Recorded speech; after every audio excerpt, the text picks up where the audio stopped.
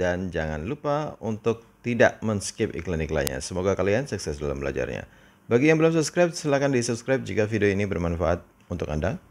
Kita lanjutkan langsung ke pembahasan, yaitu halaman 51.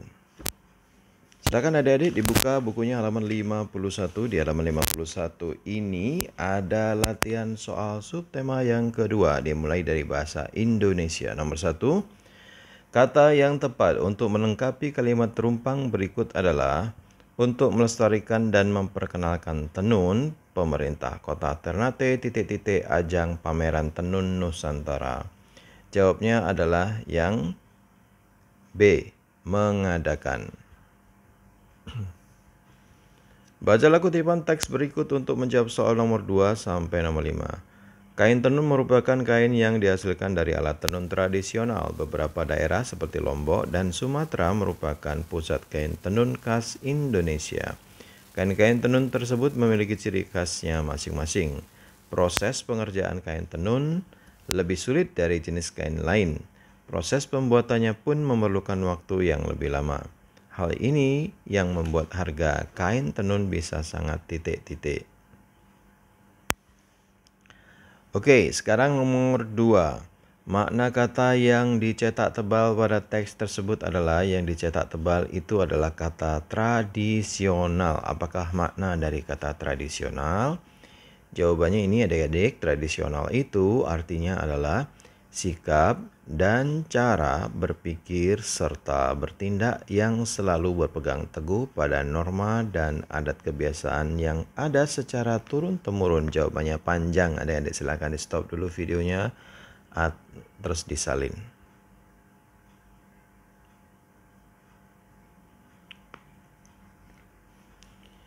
Kita lanjutkan ke nomor 3. Nomor 3 itu kata yang tepat untuk melengkapi kalimat terumpang pada teks tersebut adalah kalimat terumpang, berarti kalimat yang ada kata yang belum terisi adik-adik, seperti ini.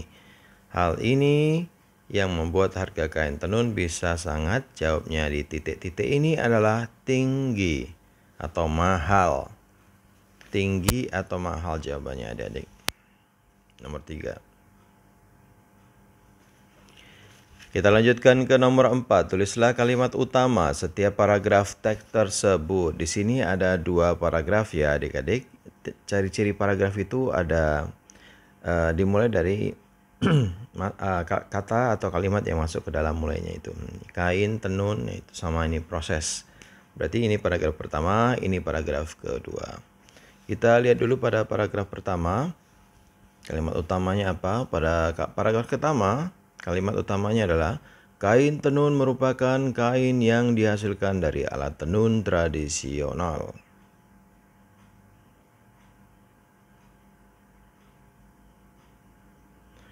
Sedangkan pada paragraf kedua, kalimat utamanya adalah: proses pengerjaan kain tenun lebih sulit dari jenis kain lain.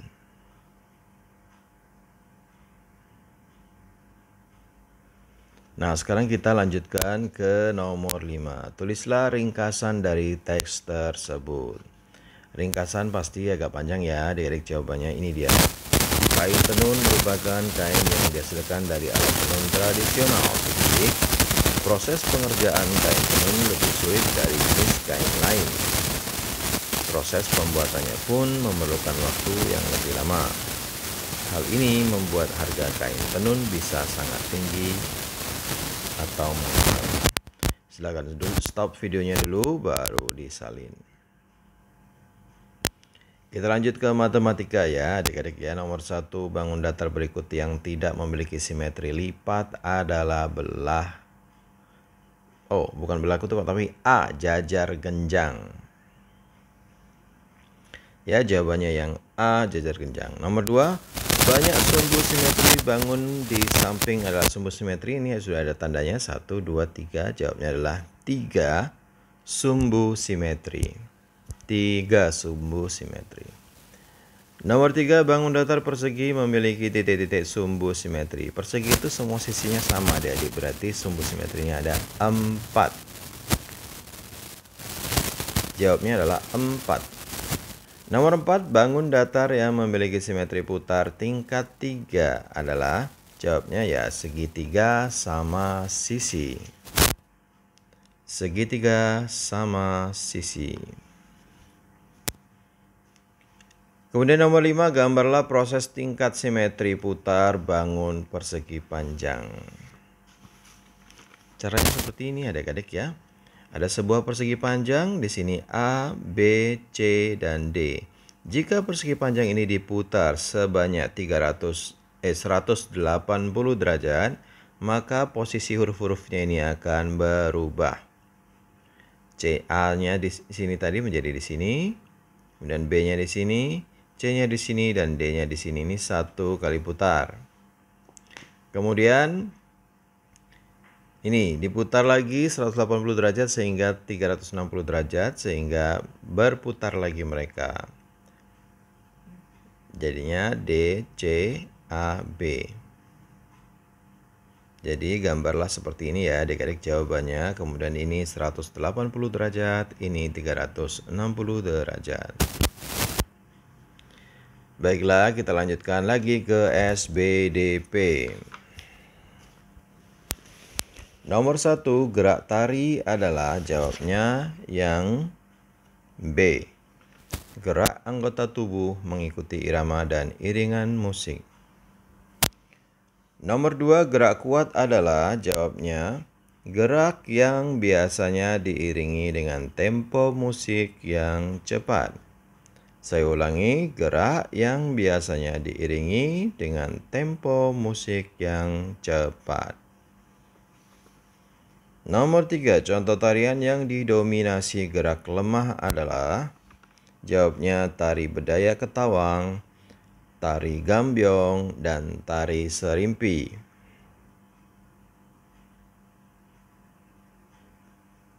Nomor 4.